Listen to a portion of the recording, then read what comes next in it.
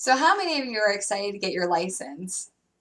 I know when I was 16, I was super excited to get mine.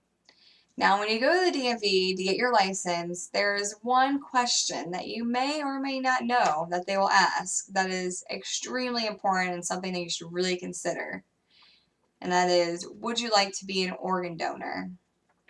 How many of you have actually thought about being an organ donor?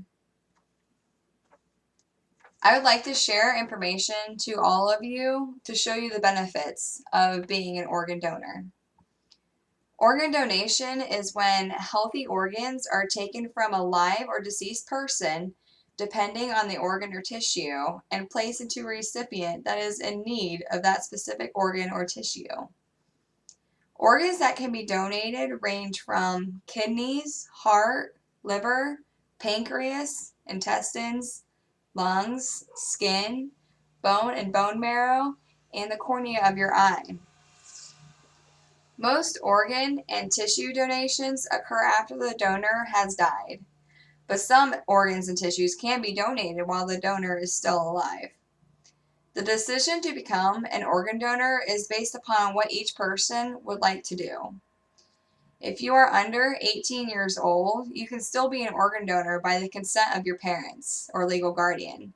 So go home and have a discussion with your parents about organ donation. What are their thoughts on it? People of all ages, genders, and race can be an organ donor, just like people of all ages, genders, and race can be recipients of organs. The number of people that are on a waiting list to receive an organ is outstanding, and the amount of donors, however, doesn't quite meet that number. Signing up to be an organ donor is very easy to do. All of you should at least consider signing up. The Mayo Clinic states that by donating your organs after you die, you can save or improve as many as 50 lives.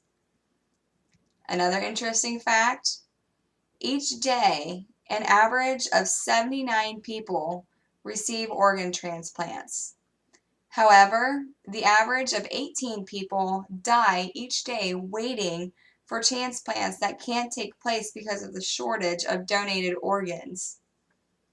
I decided to become an organ donor when I was 16 years old with the consent of my father. The biggest reason that I became an organ donor, and also why I hold this issue so close to my heart, is because many of my mom's organs and tissues were given to those in need when she passed away. For me, knowing that my mom helped those in need after she passed was a very comforting thought, like something positive came out of the tragedy of her death. When every one of us dies, we will no longer need those organs or tissues. I only hope that when it's my time to go, I'll be able to help someone's heart beat a little bit stronger, help someone see a little better, or help a burn victim look a little more like they used to. There are many myths about organ donation, and almost all of those myths are exactly that, just myths.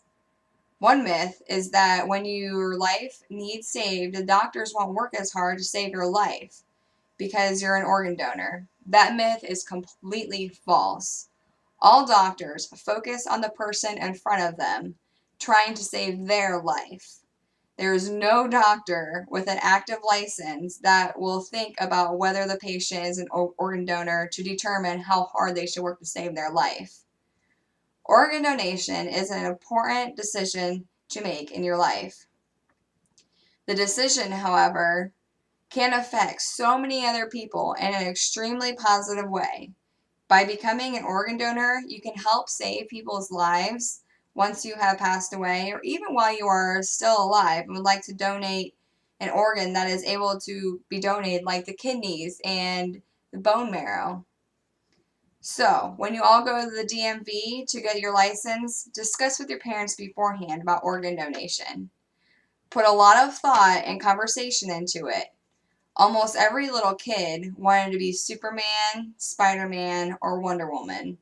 this could be your chance to be one of those superheroes for someone when the time comes.